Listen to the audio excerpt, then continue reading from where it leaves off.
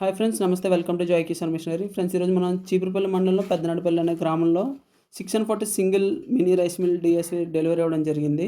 అయితే ఈరోజు మనం కస్టమర్ ఇంటికి వచ్చి మిషన్ బిగించి ఎలా వాడాలి ఏంటనేది నేర్పించాం. అలాగే డెమో కూడా వేసాం, ధాన్యం వేస్తే ఏ విధంగా వస్తాయో. అయితే సార్ కస్టమర్ మాటలో తెలుసుకుందాం. ఈ మిషన్ తీసుకోవడానికి గల కారణం ఏంటి, అసలు సార్కి మినీ రైస్ మిల్ మన రాజమండ్రిలో దొరుకుతుందని ఎలా తెలుసు, ఎలా తీసుకోవడానికి గల రీజన్ ఏంటో సార్ మాటలను తెలుసుకుందాం. సార్ నమస్తే అండి.